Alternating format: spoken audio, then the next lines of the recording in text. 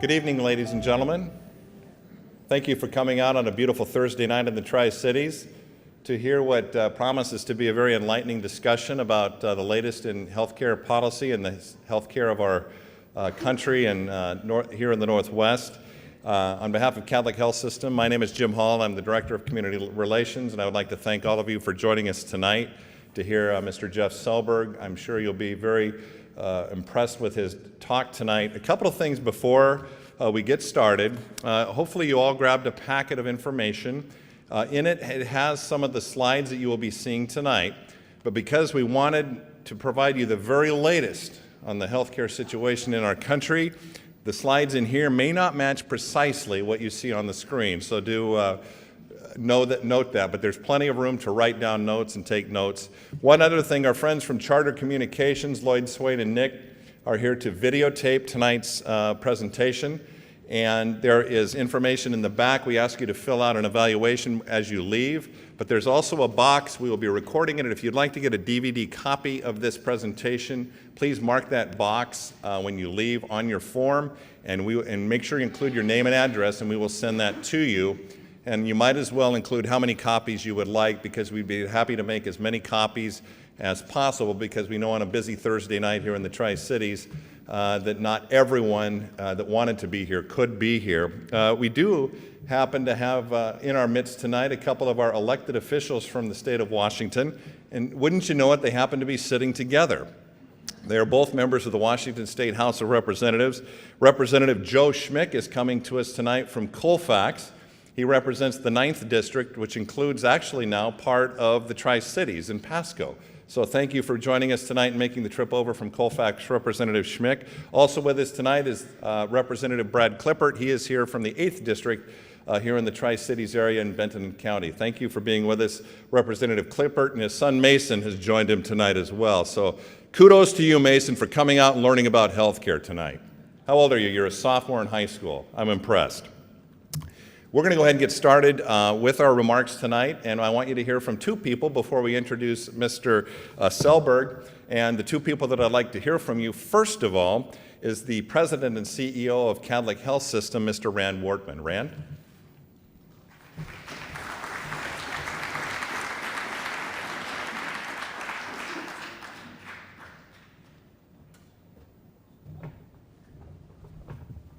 Just a very short message. First, thank you for coming out. It looks like we picked an evening that competes with quite a few events tonight, and I think we have several hospitals in the region that also have board meetings tonight, so we'll be a little more careful next year. This is the fourth version of the Kadlec Healthcare Lecture Series.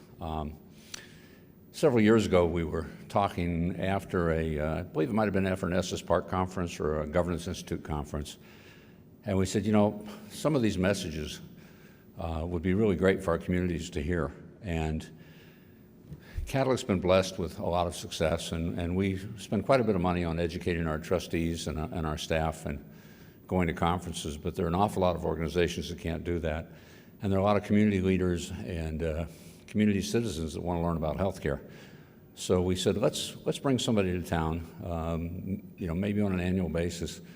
And the first year we had Dr. Stuart Altman. Stuart is a professor at Brandeis, and he's served as the director of PROPAC, which is, I don't think they call it PROPAC anymore, but it's an organization that advised CMS and Congress on how to structure Medicare. And I think Stuart, if I remember correctly, served and advised 6 or 7 presidents over the years, did it for years and years. And he's quite a character, and I've known him for a long time, personally. So we invited Stuart the first year. And Stuart's on the faculty of Estes Park Institute, and we've come to know those folks pretty well. The second year, we asked Governor Kitzhaber to come speak. And Dr. Kitzhaber had served as the governor of Oregon, and then after that term became the president of Estes Park Institute. And he has some really stimulating ideas about how healthcare ought to be organized. And we asked him to speak, and we let him pick the date because he had to work it around the primary. He was going to run for governor again. And if memory serves me correct, he won the primary the night before he spoke here. So he was gearing up for his gubernatorial campaign. And then last year, we invited Ken Kaufman. Ken is the senior member, managing partner, I'm not sure exactly what his title is, but for Kaufman Hall Associates. And for those of you in the business, Kaufman Hall is the number one healthcare financial advisor for healthcare institutions. And Ken has some very different ideas about where the world's going. I'm not sure I agree with him on all of them, but he's certainly a stimulating speaker. So those were the first three. The boards and the executive team have committed to doing this on an annual basis. We're open to any suggestions about who you might like to hear next year because we haven't made any commitments for next year yet. But we do intend to continue to make this an annual event, and we certainly appreciate you coming out. And we're just pleased that Kadlec's in a position to be able to do these things for our community and to bring this information. And Lane Savage, who's the president of the hospital portion of Kadlec, is going to introduce our speaker. Come on up, Lane.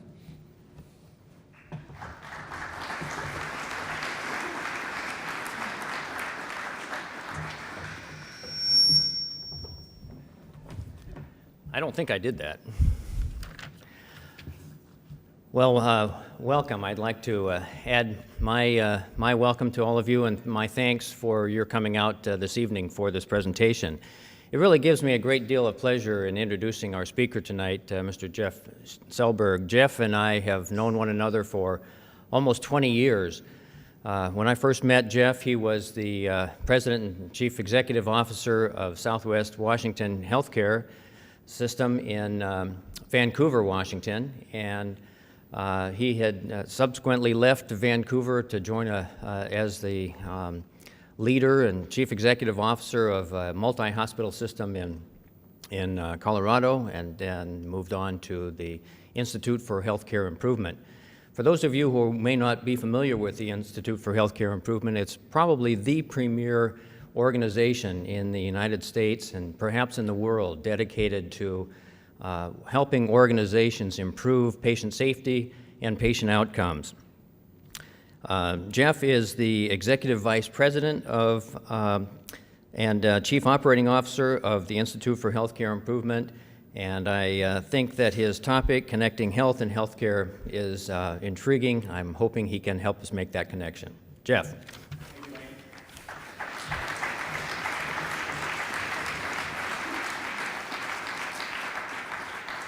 Good evening. I like to roam around, but the TV people tell me that I have a little box that I'm going to be confined in. I don't like being up there, so I'm going to be down here. One of the things that Lane didn't say is that I am from the Pacific Northwest. I grew up in Portland, Oregon, and I knew about the Tri-Cities at a very young age. And I was completely surprised by the fact that when I was setting up my flight out here to get here on time, that when I Google mapped Tri-Cities, I got Tri-Cities, Illinois. And I had just updated my iPad to the operating system 6. And for those of you who know about the trials and tribulations of OS 6, Apple decided to drop Google Maps and go to their own mapping system, which is far less effective and accurate as Google Maps. So I decided that it must be the new Apple system that dropped Tri-Cities from the universe. And some of you, I've been treated so well since from the moment I got off the plane at 11 o'clock this morning. But I have to admit, when some people have said, well, some people don't even know what the names of the cities are. They just refer to us as Tri-Cities. I went like this because when I decided that I had to figure this thing out, I went to a map of Washington and literally scrolled to the place that I thought Tri-Cities was, but there wasn't any Tri-Cities. There was Pasco, there was Kennewick, and there was Richland. And come to find out that even though I'm a native to the Pacific Northwest, apparently there's only one Tri-Cities reference, and I believe that is a Chamber of Commerce organization. Is that right? So, part of my conversation with you tonight is to ask the question of how healthcare could have a Tri-Cities orientation. As Lane says, we focus on improvement, and we believe in improvement science as developed by some of the greats in improvement, Edwards Deming, William Schuhart, Joseph Juran. And there's a lot of theory, a lot of science in all of that, but there's one key piece to improvement, any kind of improvement, and that is cooperation. So I'm going to try to show you some of that tonight, hopefully in an animated way where you can enjoy the comments and have lots of questions when I get done here in a little over an hour. So why this title slide? Why connecting health and healthcare, and what's this little cycle thing up there? What does that mean? When I was in the field, when I was in the roles that Lane and Ran are in, I always thought about my job being leading a healthcare organization and doing absolutely the best job possible for the people that came to us and entrusted themselves to our care. And when I heard things about the United States system being one of the poorer systems in terms of outcomes and costs when compared to other high-income countries in the world, my reaction was, that's not my issue. My issue is I run a hospital system, I run a healthcare system, but when you talk about infant mortality or obesity, that's someone else's issue. And the message that I'm going to try to convey tonight is that it's all of our issue. And the fact is that Kadlec, as good as a healthcare organization as it is, and I heard wonderful things this afternoon, and I took a walk and I saw those wonderful things in the hospital. There's more to do in terms of advancing the health of the community that you're in, improving the experience of care, and managing aggressively cost so that you can improve value. And the question is how do you do that? And that's what this little cycle up here is about. The way you do that is you innovate first. You can't keep doing things the same as you've always done and expect a different outcome. So you need to innovate, or you need to at least scan the horizon and find those leading practices. And then you need to implement those innovations. The trouble with implementing innovations is that it's disruptive. Someone is going to be startled by the fact that there's going to be a change. Sometimes we get into a thought flow that says, well, you know what, if we declare that we're going to improve, it's just going to happen. And I can tell you that isn't what happens. So you need to change the system. You can't expect to have improvement unless you disrupt it. Every system is perfectly designed to achieve the results that it gets. You've got to change it.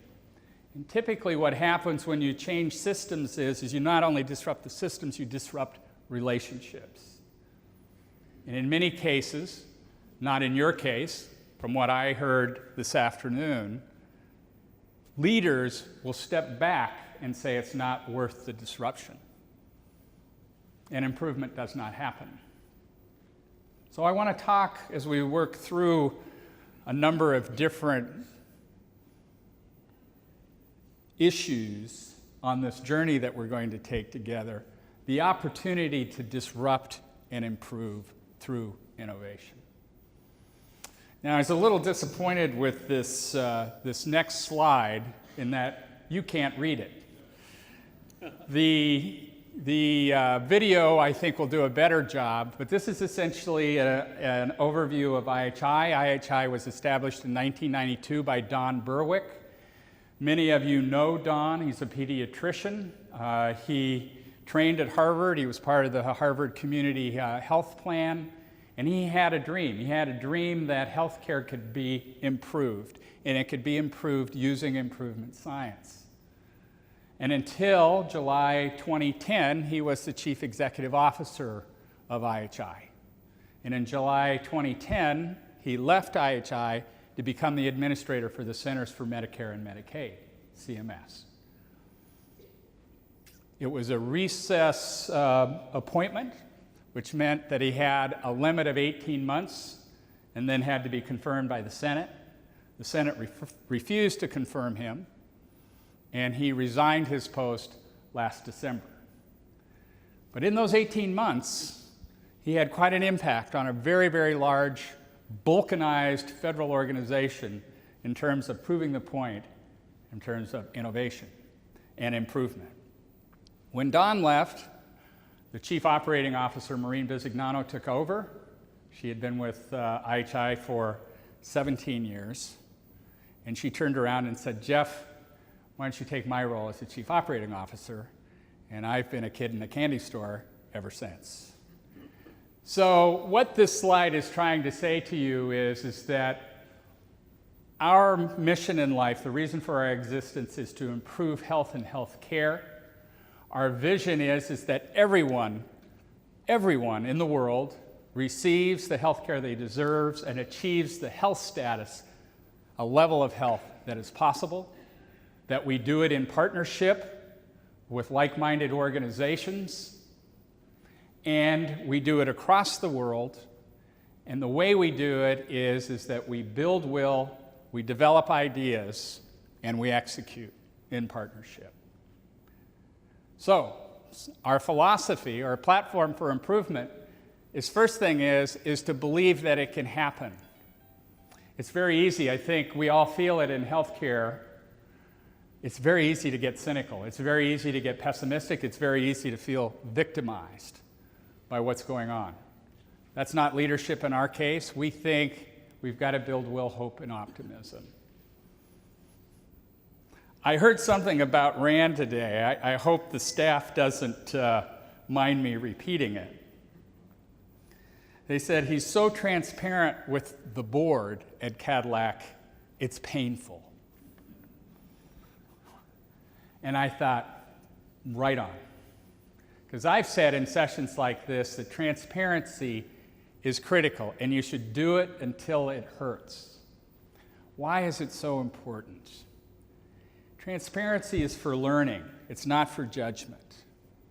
We believe in a concept of all teach, all learn. And if you're not willing to state things as they are because you're fearful and anxious, it blunts the learning, it blunts improvement. Improvement starts with transparency. And it sounds like we've got a CEO who believes that. We believe in a safe and just environment. We believe that you build an environment where people can step forward and say, without recrimination, I think I made a mistake. I think we can improve this. I think I can speak truth to power, whatever that power might be. It's critical. Innovation and improvement science, this is the sleep portion of the presentation. Deming, who was really, in many ways, the originator of the Toyota production system that you hear so much about, the beginnings of lean manufacturing, created something called the theory of profound knowledge. He did this when he was 90 years old, which means I've got 27 years left to learn something. And what he said is that there's 4 elements to improvement, and they need to happen simultaneously. There's first the theory of learning, which is the scientific method, meaning put that theory out there and test it and figure out if your assumption was right or wrong. Study variation, because variation will tell you many things about your systems. Thirdly, appreciate your systems, document your systems. You hear in lean, value streams and the like. Have appreciation for systems and their power. This is a real tough one in healthcare because we think of the best healthcare being an individual sport where that wonderful clinician who has passion and accountability for her patient believes that she must do it all by herself. And we're finding that there are great limits to that in terms of finding improvement and perfection, or as close to perfection as you can. So you need to think in terms of a system and have an appreciation for it. And then also appreciate the human psychology for change. As I said, change requires disruption. Disruption requires courage and strong relationships. So there's a great story about Deming in terms of leadership. He was introduced by the chief executive officer of the Buick division. This was in the, I believe, late 60s, early 70s. And he was given this high praise of being the guru of improvement, and it was a real treat to have him. And the CEO, when he finished the introduction, walked off the stage and began walking out of the room. And he turned around, and Deming was right behind him. He said, "What are you doing? You're supposed to be speaking." And Deming's response allegedly was, "If it's not important for you to stay, it's not important for me enough for me to speak." And what Deming's point was is that senior leadership has got to get on the ground and support the frontline staff and understand their systems and processes. It's critical. We believe in teams. I'll talk about designing care with the patient involved, not with just the patient in mind. Bringing the patient into a meeting like this is central to your ability to improve. And then I'll talk lastly about this concept of learning your way through it. In other words, when you say to yourself, you're honest enough with yourself to say, "I don't know how to do this. I have no idea how to do this." You learn your way through it through adaptive leadership. Okay, so there's a lot of stuff that we need to go through, and I'll get going here. The Institute of Medicine, in their book that they published, I think it was in 2000, Crossing the Quality Chasm, talked about the 6 aims of effectiveness, safety, timeliness, patient family-centeredness, access, and efficiency.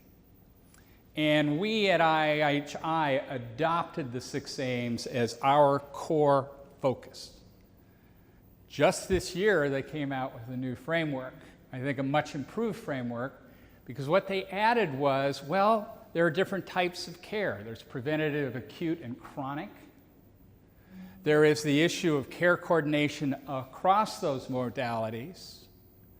There's the issue of how does a health system build infrastructure to coordinate and manage all of that.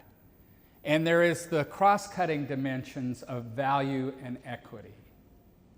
It just got a little more complex for all of us.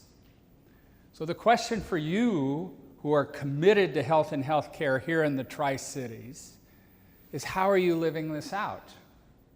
How do you know what you're providing in terms of combined healthcare, all in, is equitable, is of the highest value possible, that's coordinated, that you have the infrastructure to support teams of providers, and that in fact you have the components of quality care? Do you have a means to measure this? It might be a very interesting thing to take up as a community. So, what problem are we trying to solve? I tried, to find localized data that I could use for your community. The Commonwealth Fund has come out with something called Local Area Analysis by Hospital Referral Region. And there are 306 of these HRRs in the United States. But I couldn't find Tri-Cities. I could only find Yakima and Spokane. And apparently, when this was done, the referral patterns were such that tertiary referrals in neurosurgery and cardiac surgery apparently were going to Spokane or Yakima. I'm told that's not the case now, so the data doesn't work. So I'm going to have to go to a macro level to give you a sense of what problem we're trying to solve. So I'm going to use the US. So what problem are we trying to solve? The problem we're trying to solve is costs and affordability. The total spend in the US for healthcare was $2.5 trillion. It was 17.6% of the gross domestic product. And the overspend, according to McKinsey and Company, was close to, that should be $1 billion, almost $600 billion when they evaluate total spend of high-income countries across the world and calibrate according to wealth. ESAW is estimated spend according to wealth. The theory being the wealthier the country, the more they're going to spend, and that's legitimate. Almost $600 billion overspend, 85% of that in outpatient services. Now, lest you hospital people breathe a sigh of relief, it also includes in that 85% hospital-based outpatient services. We could breathe a sigh of relief and say, well, but the rate of growth is slowing. Finally, it was 9.5% in 2002. It slowed down to 3.9% in 2010. Anyone remember what the GDP growth was in 2010? Negative. So we still have the differential in terms of the spend growth being greater than the GDP growth, which means a greater proportion of the nation's wealth is being spent in healthcare. And you've heard, if you've tuned in to any of the news programs, that this is a problem. This is a problem because it appears to be taking away from other things that we need to spend on: education, infrastructure, other social services. The other problem, though, is that we don't seem to be getting an outcome that's commensurate with this amount of spending. This is a slide that's called Mortality Amenable to Healthcare. What does that mean? Well, this was a study that said there are certain conditions like heart disease, diabetes, stroke, bacterial infections that shouldn't result in death. They can be treated successfully. So what was the rate of mortality country to country in these particular conditions for people under the age of 75? And you have from 97 to 98, and then compared to 2006 to 2007. Literally every country on this chart improved dramatically over the 10 years, if you believe the data, which is remarkable. The issue for the US is that we did not improve as much as the other countries, and from France through the United Kingdom, we have the highest mortality amenable to healthcare. In other words, we're not saving people that we could save. And this is suggested as a reasonable metric to use when considering the effectiveness of healthcare in the US. Infant mortality. Infant mortality, as I understand it now, we are 32nd in the world.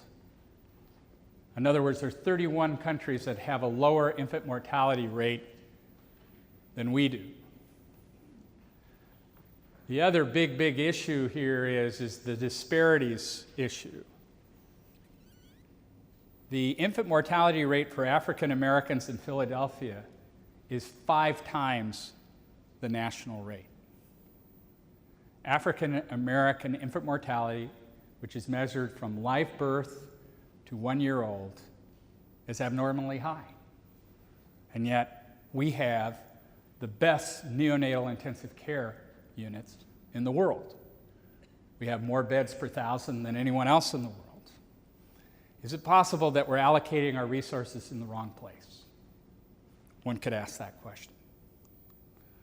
Medication, lab errors, problem.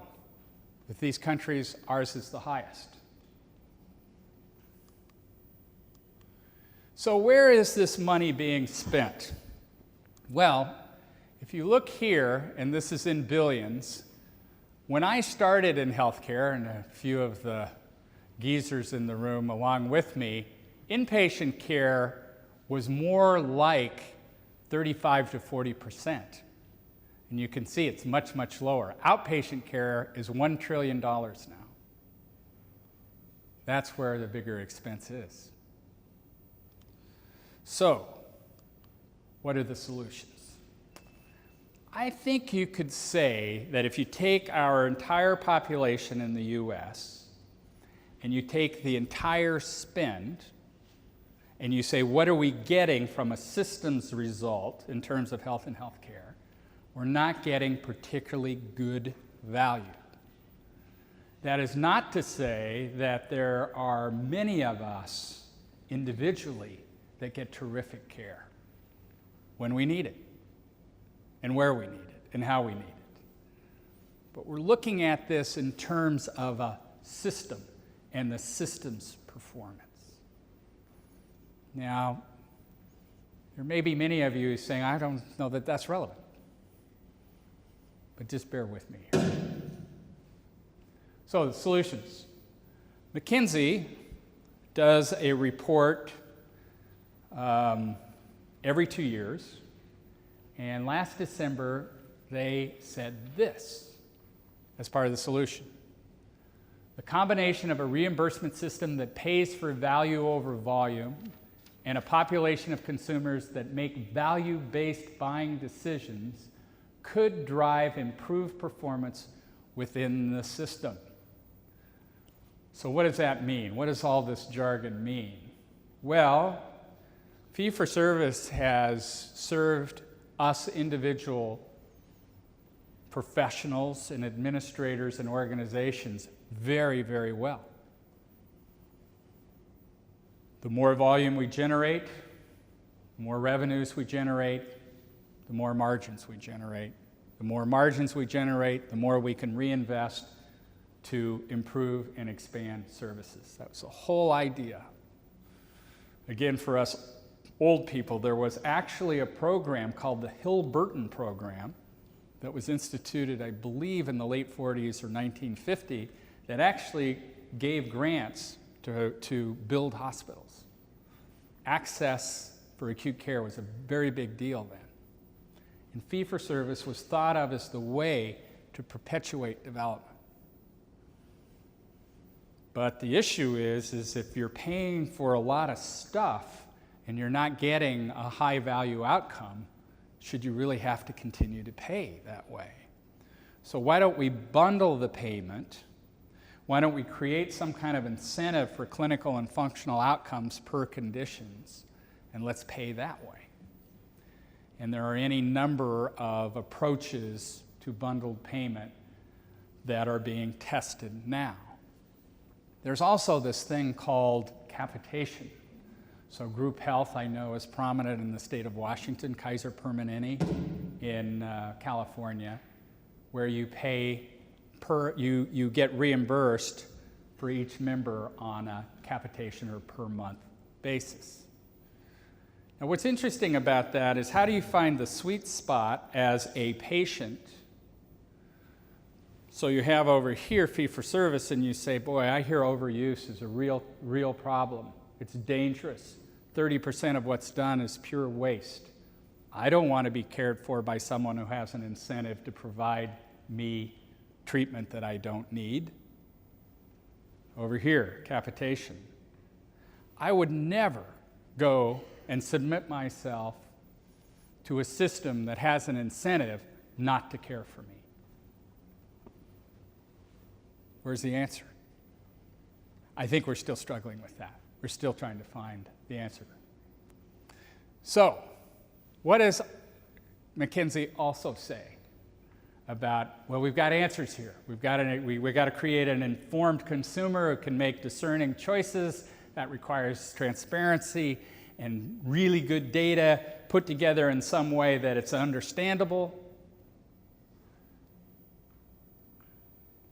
And we're going to change the payment system. We're going to incentivize functional and clinical outcomes. It's all going to work. But then there's the second paragraph. It remains to be seen how quickly and effectively industry stakeholders, that would be many of you, will navigate the messy transition of incentives, behaviors, and business models. I've heard administrators like Lane and Rand, I just integrated the two of you, say, this is impossible. I've got 1 foot on the dock and 1 foot on the boat. The foot on the dock is fee for service, and the foot in the boat is fee for value. The boat seems to be moving the dock, and I don't know where to go with this. Because if I get really, really aggressive in terms of efficiency and I knock those readmissions down to nothing and we get that 30% waste out of our system, all I'm going to do is knock down my revenue line and I'm going to have to shrink the system. So can you guarantee me that we're going to go to fee for value, Jeff? And in my dreams I say, why yes, that will be October 6th, 2012. And of course, that's not the case. It'll be a transition. And this is what every healthcare organization in the US is facing, and it's why McKinsey wrote what they did. All right, so let's talk about some other solutions. There's this concept called disruptive innovation, and there is a fellow at Harvard who you may have heard of by the name of Clayton Christensen. Clayton is a Harvard professor who created an organization called InnoSight, and I think it was in 2008 he wrote a book called The Innovator's Prescription, and it came off of a book that he wrote, I believe in the early 90s, called The Innovator's Dilemma. Jason Wang, until very recently, was one of Clayton's key lieutenants in InnoSight, a physician MBA. And I heard Jason tell this story that I'm about to tell you. So, we have these concentric rings. We'll call this the healthcare universe. And you see the title, Centralization followed by Decentralization in Computing. I'm going to show you a tracking system for the computer system, and then I'm going to show you how this could be applied in healthcare. So, how many of you ever used one of these things? A slide rule? Yes. Is there anybody in the room that has heard the term slide rule for the first time right now? Oh, come on. I bet there is. There has to be. Okay. Well, usually there is. It is amazing what we've done in the world of computing, where we had this mechanical thing that was wood that you slide back and forth as a means to compute. Now, this was replaced initially by a huge mainframe computer.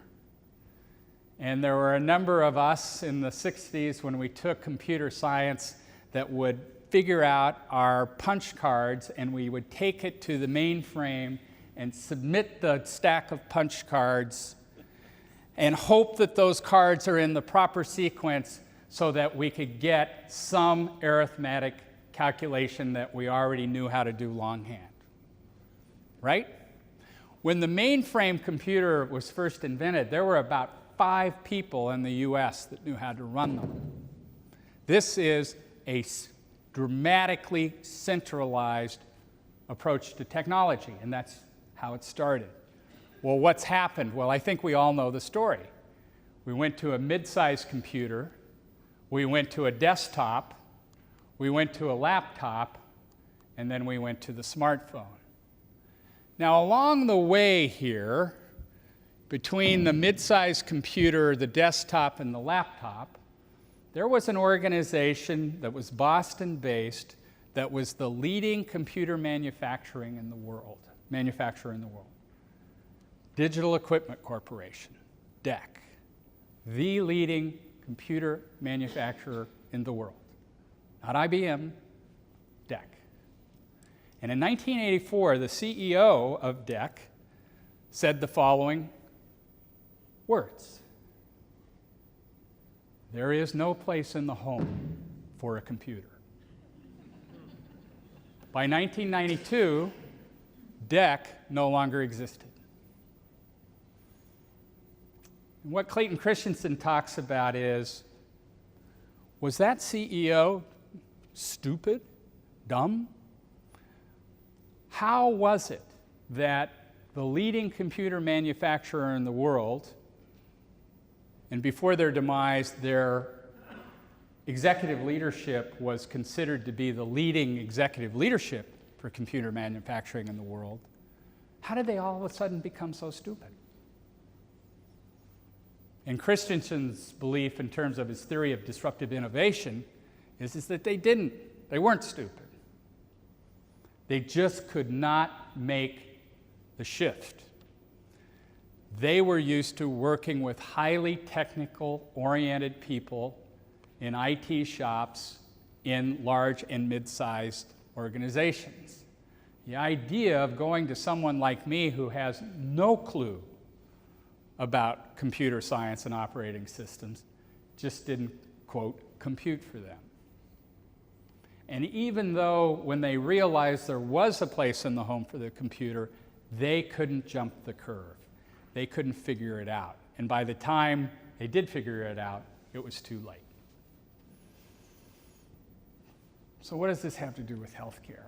Well, is it possible that we're going through the same thing in terms of healthcare? That for the past 5 decades, the mainframe is the medical center. We had to aggregate expertise, just like we did with the mainframe. Expertise in whatever category of healthcare is very expensive. We have to centralize it so that we can be efficient. So the people that needed to avail themselves of this expertise had to go to the central place to get it. And so you can see the infrastructure here in terms of imaging, laboratory, clinical research, data collection, surgical suites, all sorts of things. Well, what's happening?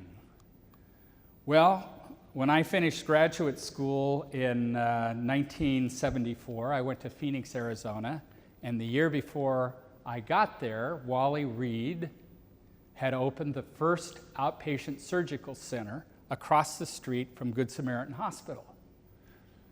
And he was censored by the Maricopa Medical Society for unsafe care. This was a disruptive innovation in terms of anesthesia and taking an approach where you didn't need the big building to do certain kinds of surgery. So if you look at what's happened across the board in terms of what can go out to that outer ring, it is really remarkable. The question is are we done with this migration, or is it just beginning? Are we going to disrupt the paradigm of going someplace to see an expert, to have something done to us?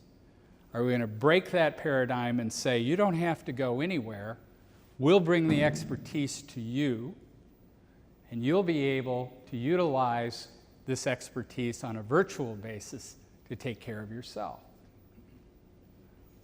Now you can imagine in the academic medical centers in Boston, Massachusetts, how this goes over. There's a lot of skepticism. But what's interesting is this right across the river at the Massachusetts Institute of Technology, all sorts of gadgets and biometric monitoring and devices and telemedicine are being developed just for this purpose. It's a disruption of our expert culture. And we as experts, and I'll count myself as one, at least on the administrative side, are not going to go down easy. So who are going to be the disruptors? Well, we had a wonderful conversation earlier today where Rand said, you know, this whole licensure business of the most expert person is the only person that can provide the service in an acute care setting is very expensive and very limiting. And the state has a stranglehold on it. Who's going to be the disruptor that says we've got to change this? What's interesting is that same kind of regimentation does not appear to be the case in the ambulatory setting. So the disruption may occur there. Okay, so what's happening in terms of improvement?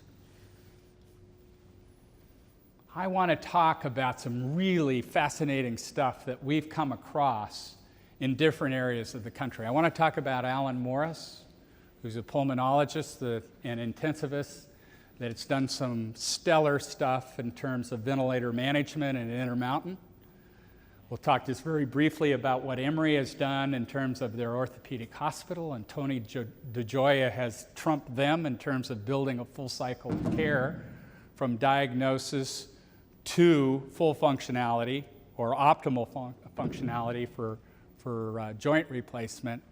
And then finally, I'm going to talk about what the Department of Defense is doing with regard to post-traumatic stress disorder in terms of really breaking the boundaries of what a full cycle of care is. Now, in looking at these approaches to improvement, what we found, and I don't think it's any great revelation, is as great as what Alan did in the intensive care unit at LDS Hospital in Salt Lake City, it was a very focused effort that had impacted a limited number of experts compared to what the Department of Defense is doing for post-traumatic stress disorder. And what we're finding is the more diffuse the population is in terms of who you need to approach and disrupt in terms of what they're doing, the more complex and challenging the improvement is. So infant mortality in a whole community is a much tougher challenge than, say, proper ventilator settings in an intensive care unit in one hospital. So what did Alan do? Well, he led a project to smooth out variation in terms of ventilator settings with acute respiratory distress syndrome. The other thing that he did is that he created a clinical environment where these protocols would be embraced, not fought, debated, but embraced. And what happened? Well, the rate of guideline variances went from 59 to 6%. That's a good process measure, but the outcome was patient survival went from 9.5% to 44%. There's a moral and ethical imperative here, don't you think? Physician time commitment fell by half, and the total cost of care was reduced by 25%. The reason I like to use this example is that when people question whether quality improvement can also result in cost reduction, this is a great example. Now, Intermountain has struggled to spread this across their system. They're doing it, but it has come with difficulty and challenge. And unfortunately, we have a business model here where there's one foot on the gas and one foot on the brake, in the sense that this improvement has reduced revenue and reduced margin. It's one of the reasons that there's strong advocacy in Intermountain in terms of changing the methods of payment. But even though they've had these kinds of reductions, they've still pursued the spreading and scaling of what Alan Morris and his team was able to produce. This is a systems approach to care. Every patient is different in the ICU, but Alan Morris found with his team the constants that were necessary to make sure that were applied to every patient. So what they came up with is, they said, and this is in a Health Affairs article that Brent James and Leslie Savage wrote in June of 2011, that the best way to reduce costs is to improve quality, that variation is the enemy, but they didn't focus on provider variation, they focused on process variation, which made a very big difference. Tony DeGioia. Tony was an engineer before he went to medical school, and then he became an orthopedic surgeon. And he decided that two things, and I know that Kadlec is a Plaintree-oriented organization, which is terrific. I would say that Tony, why doesn't, I'm not sure that he embraces Plaintree, definitely embraces patient and family-centered care. And so what Tony wanted to do is that he wanted to engineer the process from the time the patient came into the office and there was a diagnosis to the time that he could achieve with that patient the optimal functionality of that joint and the person using it. And he engineered it all out with patients involved in the process. And he was given by the administrators at UPMC, University of Pittsburgh, great resources to do this. He has his own 2 ORs that are dedicated to him. He has his own pre-op area. And he put this process together. Well, what has he achieved? These were the aims that he wanted to achieve. As far as patient-family education, you can just write down the list. Promoting a wellness rather than a sickness approach to recovery, etc. His results are pretty darn good in terms of safe, mortality rate 0, infection rates low, no dislocations, uses antibiotics pretty well. He could improve there. Effective. 95% of the patients discharged without handheld assistance, where the national rates are below 30. 99% of patients reported that pain was not an impediment for physical therapy. So pretty good results. Patients loved the experience. His length of stay for the East Coast was low. Notice that qualifier. And he could do a lot of joint replacements in a short period of time. When I talk with Tony, I say, Tony, how'd you do this? He said, I got the patient involved. I used my engineering skills. I brought a team together that wanted to act as a team and build a clinical environment that would embrace our approach to care. And we minimized the variation wherever we could.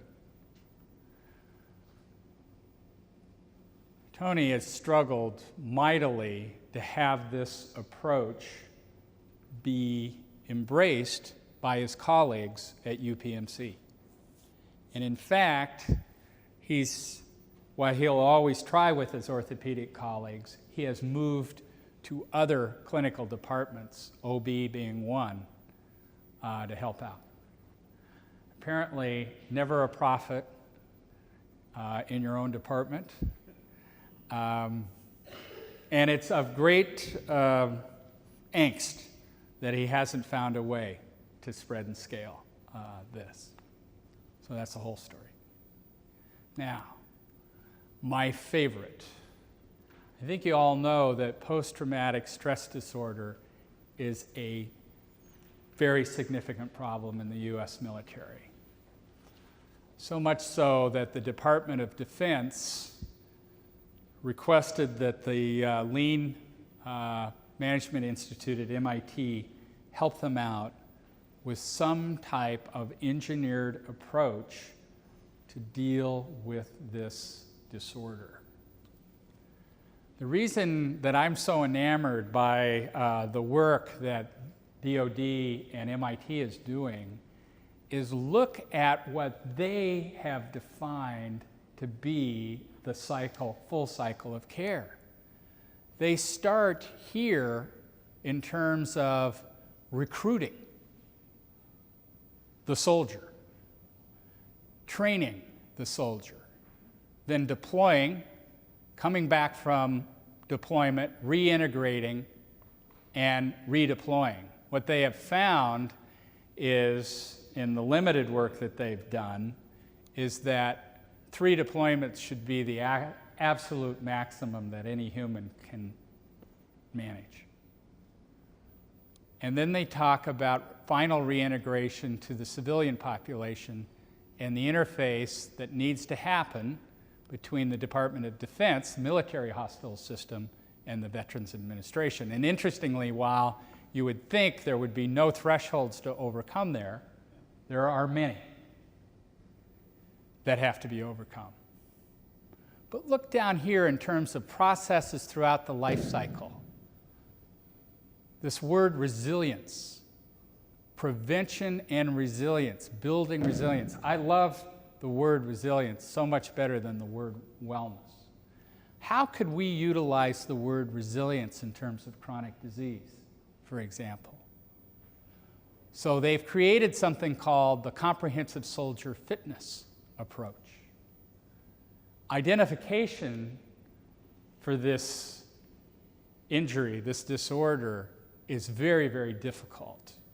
And so they're working a post-deployment health assessment that takes a deeper dive to really understand what's going on behaviorally, and re-engineering their systems of primary care, not only for post-traumatic stress disorder, but for depression as well. And they're thinking in terms of rehabilitation and reintegration, in terms of what are the initiatives and services for reintegrating returning service members and their families. What if you as a healthcare community took on a condition, any condition, you decide what it is, and you adopted this kind of approach to it? And you said, you know what? We're going to think about structures and systems that support this, and we're going to organize ourselves accordingly because we exist for the care of the people that have this condition. I can get very optimistic, very hopeful when I think about taking this approach to specific conditions or specific populations. And we're working closely with, right now, MIT. We're also talking to DoD about how we could bring our improvement science to this most important work. But I think this can be replicated for many, many different types of conditions. Okay, so I've given you some examples. If we take a couple of steps back, what does this all mean? I've talked about a paradigm shift. I've talked about blowing up the expert culture. I've talked about disruptive innovation and going decentralized. Enrique Ruelas, who's a senior fellow at IHI, former vice minister for Mexico, for the Ministry of Health in Mexico, put this very simple from-to diagram together. And it's pretty hard to argue as far as moving from disease-based to health-based curative prevention, going to teams, integrated care versus separate specialties, not hospitals but networks of care, moving from episodic to coordinated care, moving to personalized approaches to standardized care, provider at a distance in terms of requiring the patient to always come to the provider, telemedicine, any types of things, and thinking more about the whole person, asking the question, what matters to you, as well as asking the question, what's the matter? Looks like a simple, logical from-to transition, right? Well, if I can get, oh, I see, wrong button. What we say at IHI is that from-to transition is going to require a new chassis, a new sensing, a new mindset. And the mindset we think that we need to put forth is what we call the triple aim. Centers for Medicare and Medicaid call it the three aims. So, using Deming's approach to profound knowledge where you work on 4 areas simultaneously, we say we work on 3 areas.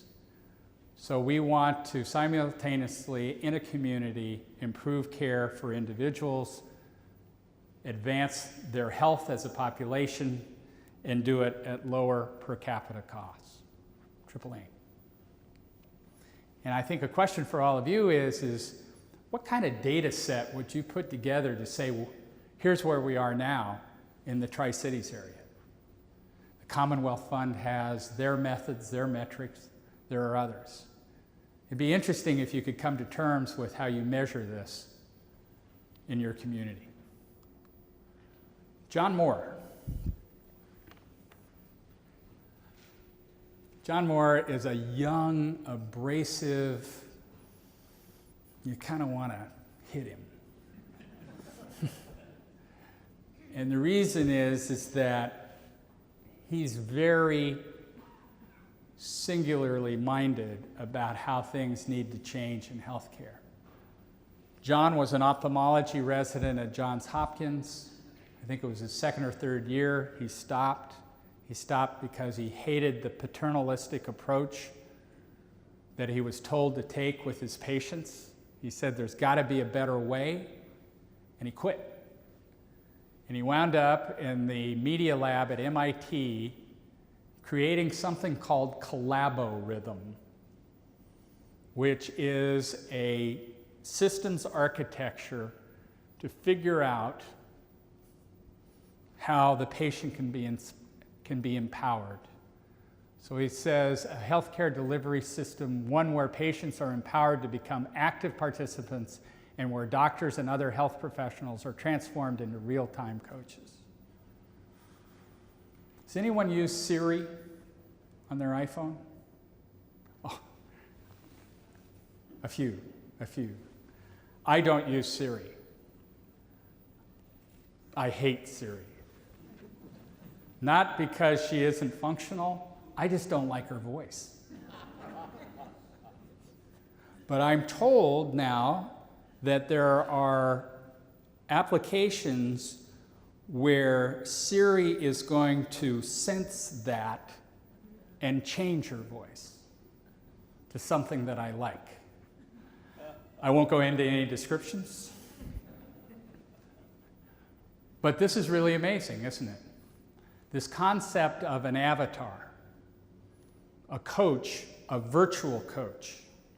Now, I get into all sorts of debates about this in terms of the human touch and how important the human touch is. I'm not disputing that. But John and his colleague engineers are finding out how to utilize these virtual beings, if you will, to create connection and trust such that people are empowered to care for themselves. Now, it requires something else. Now, my understanding is that you put a lot of money, Kadlec did at least, a lot of money into an Epic IT system. We work with Kaiser Permanente. They put $6 billion into their Epic system. So they weren't very happy when I said, I think it was the wrong thing to do. Some of this comes from John. We've talked to other people. And the question is why is, with cloud technology now, why is the health record still organizationally based? Why isn't it based with the individual?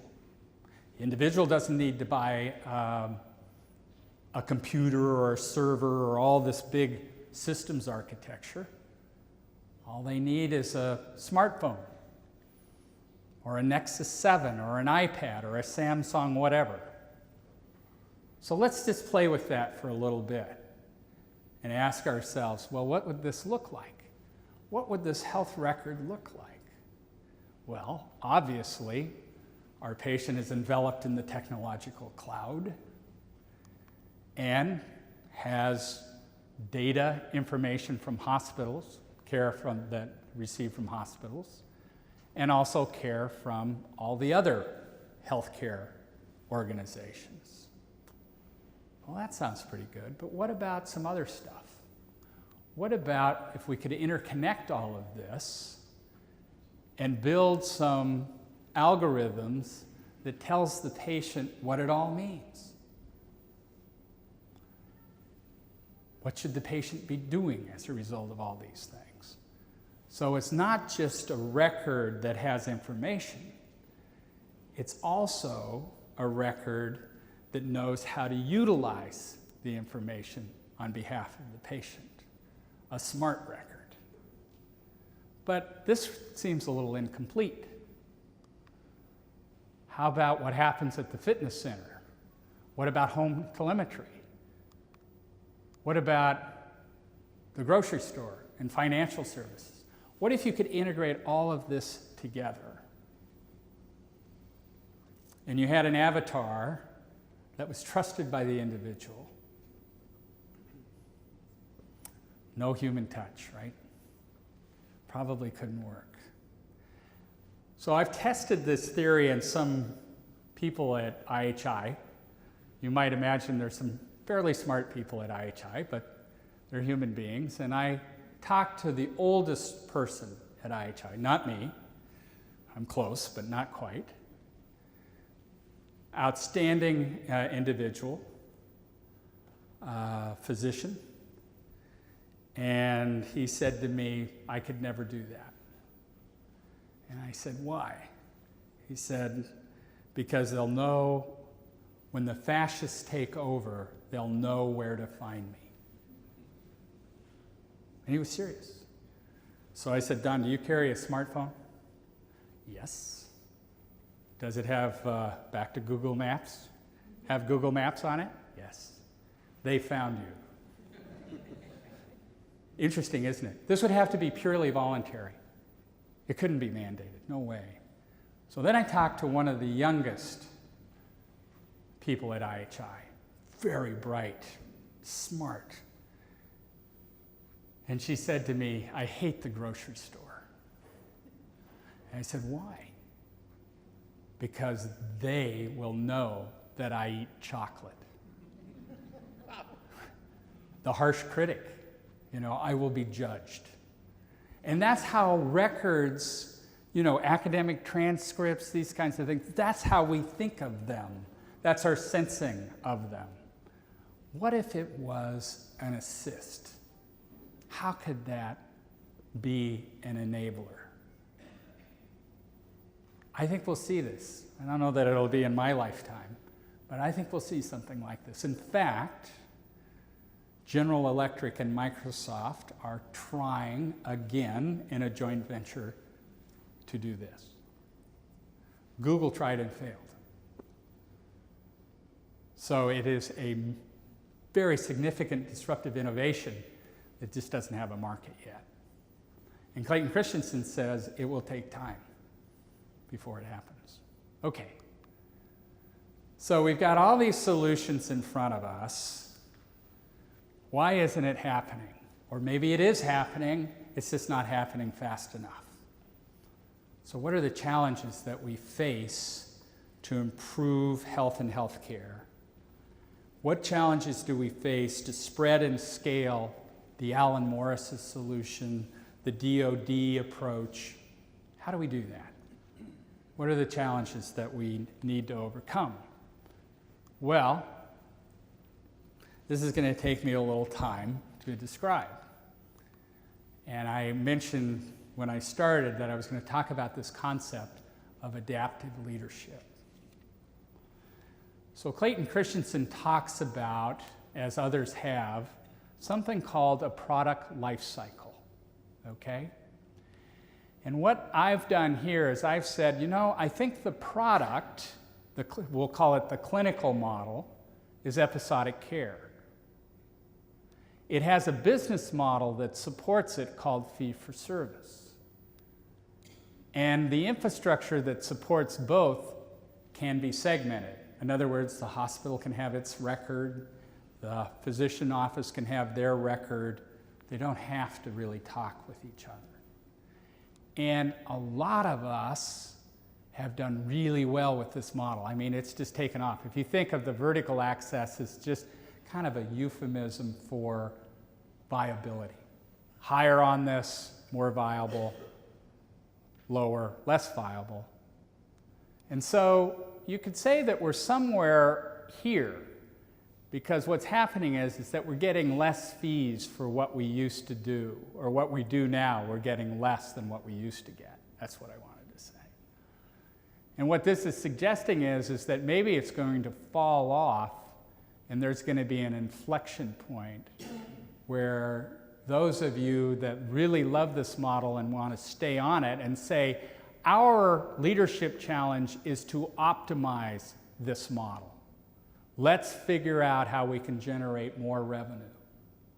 Let's figure out how we can generate even greater expertise. So Massachusetts General, or the Brigham, says, you know what? We have found a neurorenal cardiac orthopod.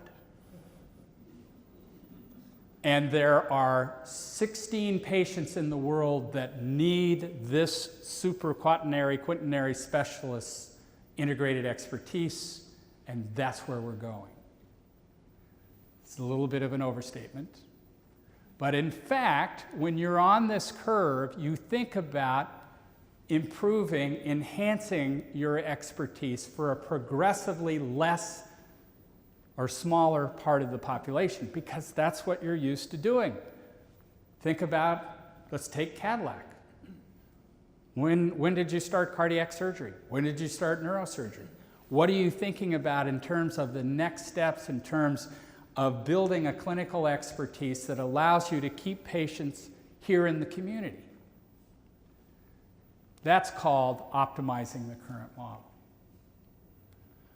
But you could be Digital Equipment Corporation, where you're saying there's no place in the home for healthcare, there's no place in the home for a computer,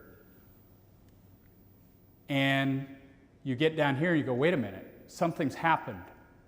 There is a new product, and we'll call it a new model called coordinated care, and we'll say that it's got a payment or business model which is bundled payment or capitation, and it requires an integrated infrastructure.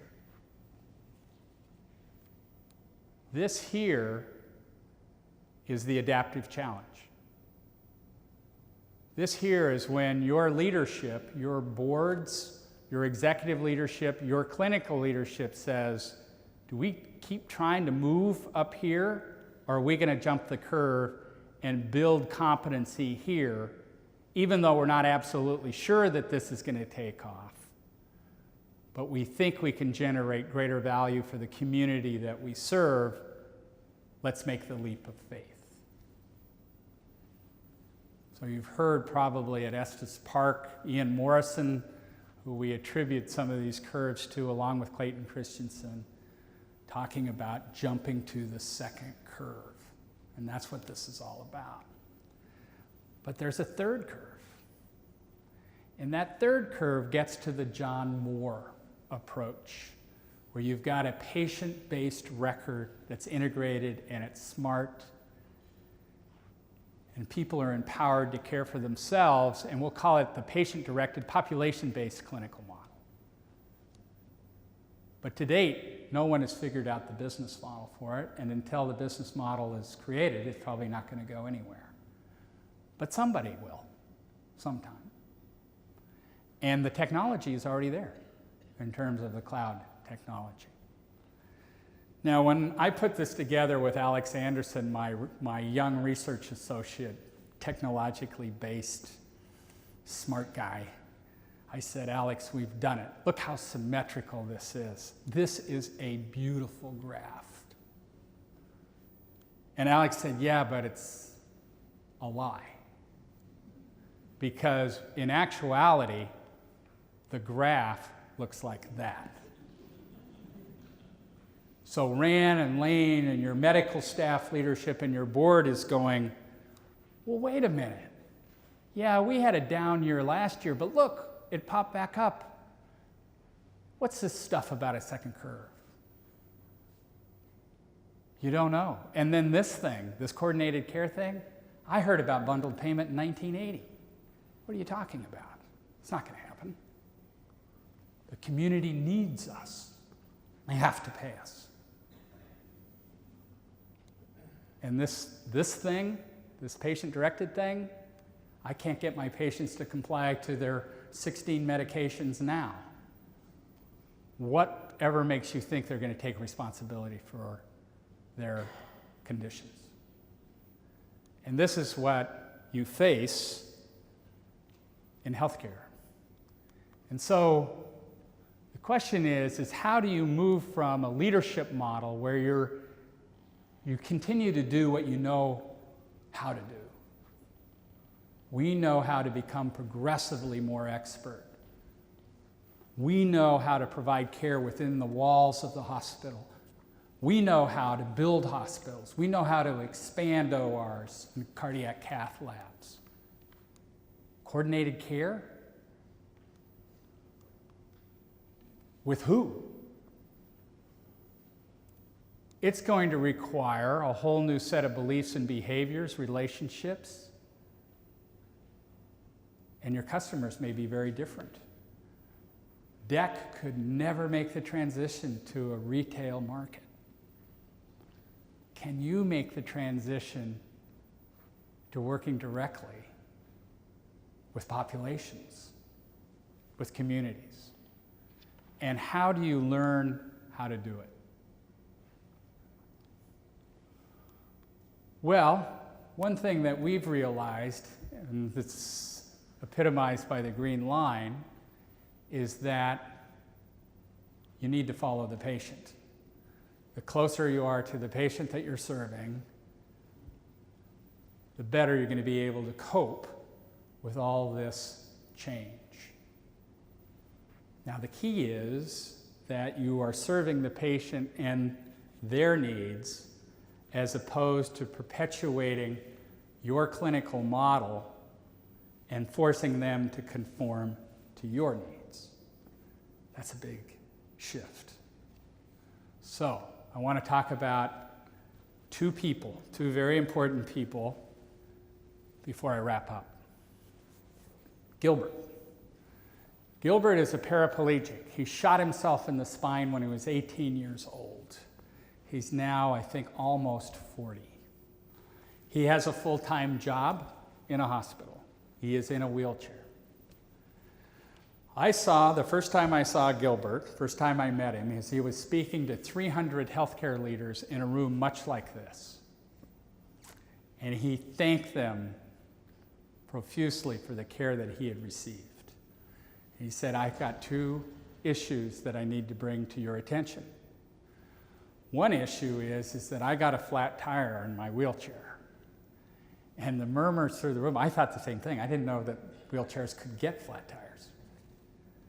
It took 3 weeks to fix. There was a lot of hardship for Gilbert. And there were murmurs, I was in the room, there were murmurs that said, well, AAA can fix my car tire in an hour.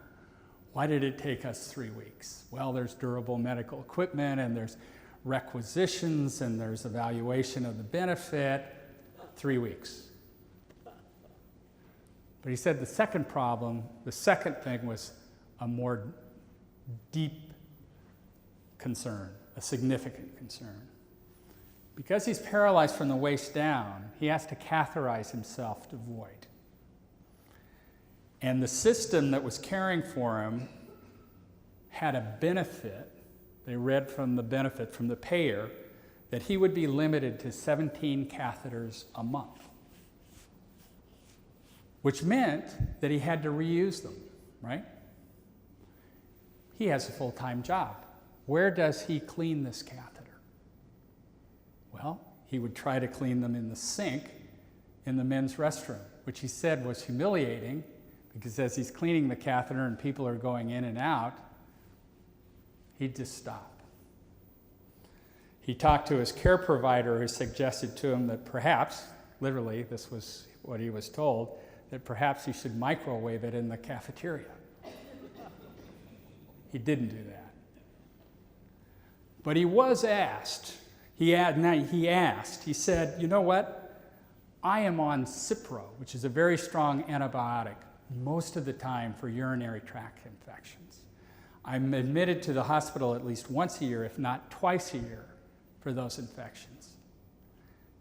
There's a cost to all of that. Not just in human suffering, but there's an actual cost. He said, my understanding is that these catheters cost less than a nickel apiece.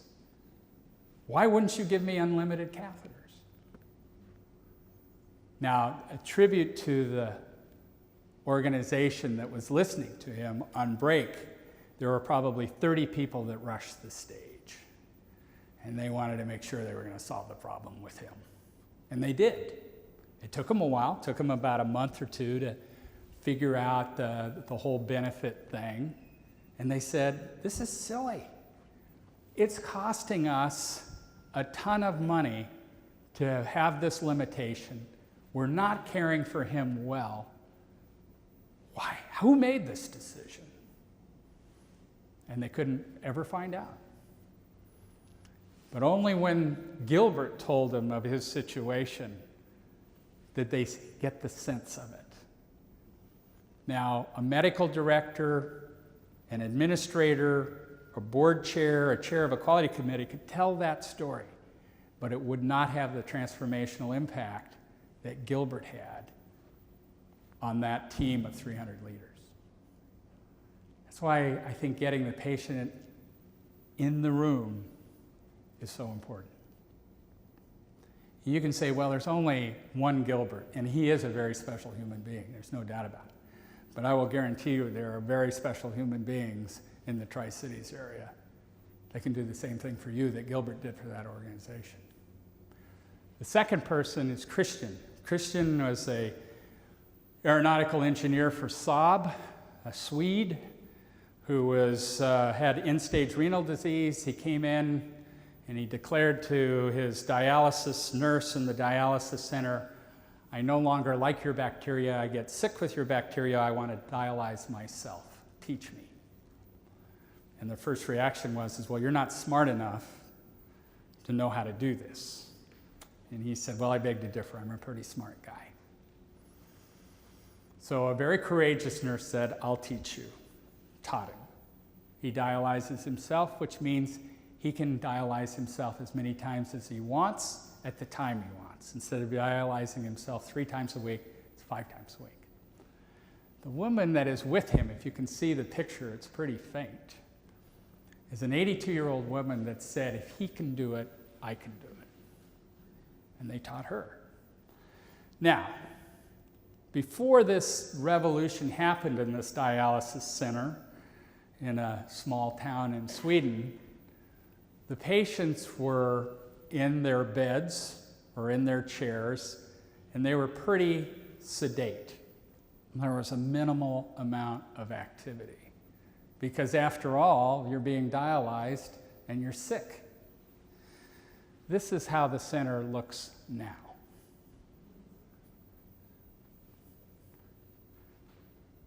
sense making, dumbbells, exercise bikes. You know what the nurses are doing instead of dialyzing the patients now? Not all the patients self-dialyze, about 70% do. They're helping these people with their resumes to re-enter the workforce. It revolutionized the center. Christian is an ENT nurse on an inpatient unit in the hospital. He went back to nursing school. This is the power of the patient involved in the design. It's very disruptive in terms of an expert culture. But I would submit to you this is exactly the disruption we need. So, when we talk about disruption and innovation and improvement, I know when I went into a board meeting, when I was leading an organization, I used to say the best board meeting is the shortest one with the minimum of questions. It's all, looks great, Jeff, adjourned. That is not the pathway to improvement. All these things that you want to do to improve, to disrupt, is going to result in a pretty messy situation. You're going to make decisions and you're going to reverse them. You're going to have misunderstandings because you're changing relationships and the nature of the relationships. You're going to be told that at one point you were predictable and now you're not predictable and you're inconsistent and it's impossible to follow you as a leader. You're going to get to the solutions. You're going to feel great just to realize that you just uncovered a whole new set of problems that need resolution.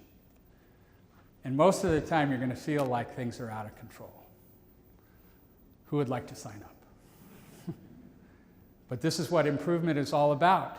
This is what patient-centered improvement is all about. This is what disruption is all about. I think you have a wonderful opportunity with the leaders that you have to do some wonderful, wonderful disruptive things. So, the role of the leader, this is by Nanaka and Takeuchi. It was called The Wise Leader, Harvard Business Review article. It says the fact is that every leader is a servant of what is. You must maintain, absolutely. But you also must be the shaper of what might be. It's both. So, what are your takeaways? I truly hope that you will get patients involved, more involved than what you have. I hope that you increase your improvement capacity, that you take this improvement science, you have run charts all over the place, you empower people to change things and test and retest and test to determine if in fact your changes are resulting in improvements. We still have not reduced significantly all-cause harm in U.S. acute care hospitals. I hope you'll continue to focus on that. And I hope that you as a team, as a community, not just the hospital, will build this capability to design full cycles of care. The Department of Defense example, the DeGioia example, and you adhere to it and you continually refine them. And lastly, I hope you can take a look at your overall performance for the community in terms of, are you advancing health? Are you improving the experience of care? And are you generating progressively more value by aggressively managing per capita costs? I think you can do all those things. And I hope you do. Thank you very much.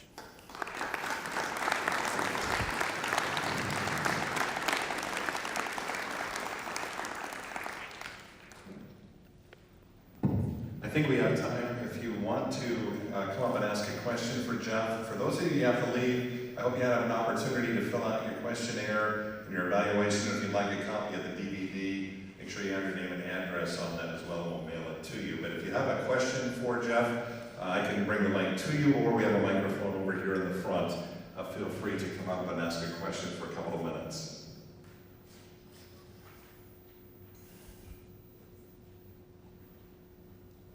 I can hide behind the podium.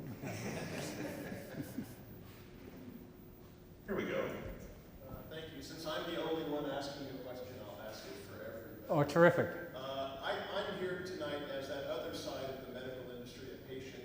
I don't work in the field. Terrific.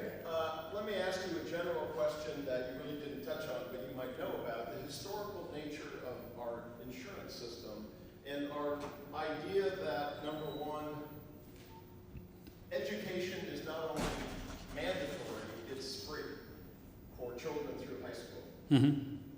Why do we maintain that system when I believe that healthcare is far more important than education, but as a society, it is somehow relegated to supermarket fare. You afford it, you go buy it, and then you're done with it. How did that happen? Is it going to change? That's my general question. Okay, so we're in the political No, it's not waters. political. Well, It could be. it could be. So I won't choose to go political with it. So you asked, how did this happen? I would say it happened because in World War II, employers were looking to differentiate themselves from each other. They couldn't raise their wages. Those were capped. And so health care coverage became an employer benefit, okay? And as a result of that, along with, I think, what I would call a culture of what we'll call the ownership society, I guess, there was a sense that healthcare should not be an entitlement. The Obama administration attempted at first, they trial ballooned the single payer. They saw that it wasn't going to get anywhere. They trial ballooned the public option, and to many disappointment, they retreated from the public option. And now we have a patchwork of public and commercial coverage that we believe will get to, I believe it's 95% coverage of the public. In Massachusetts, it's working pretty well after about 5-6 years, with one notable exception, and that's cost. Now, we work with the UK, Denmark, Sweden, Holland, and all of those countries consider our policy to be very uncivilized. They can't understand why that wouldn't be a basic part of the fabric of society. And I can only give you the explanations I've given you. My personal belief is that it was right in Massachusetts, and I think it's right in the US, to go and deal with the coverage problem first and the cost challenge second. Because what we're finding in Massachusetts is, believe it or not, it's a bipartisan situation now where both sides of the aisle want to protect the coverage. And I think that's a great thing. Unfortunately, the cost issue now is at a point where there has been a Cost Containment Act legislated, where it looks like the state is going to have to resort to price regulation in order to get the costs under control. And to date, no government has had the political will to manage pricing to the degree it would need to be in order to manage the costs. And the SGR, the sustained growth rate in CMS Medicare, is the best example of that, where I think part of the Balanced Budget Act, and I'm going to say 1998, I'm not quite sure of the date. Then the Balanced Budget Act, it said that professional fees will be adjusted based on the total spend of professional fees in Medicare. And if it's higher than the budget, we're going to reduce the fees for the next year. the sustained growth rate. And every year Congress goes, we can't do that. It'll be a 38% reduction if we put that into place, and the can gets kicked down the road. We believe that coverage, IHI coverage, is a requirement in order to have a rationalized system, but you've got to get at the value. You've got to improve the value through the kinds of interventions that I tried to show here. And I'll say thank you for your answer, and also this is an amazingly complex and very important issue, and seeing people like you who make their living with your sorcerer's hat on trying to make sense out of it, I really appreciate and enjoyed the talk. Thank you. Thank you. Any other questions? You're letting me off easy. If not, thank you so much for coming tonight, and thank you, Jeff, for a very enlightening presentation. Welcome. And again, if you'd like a copy of the DVD, please indicate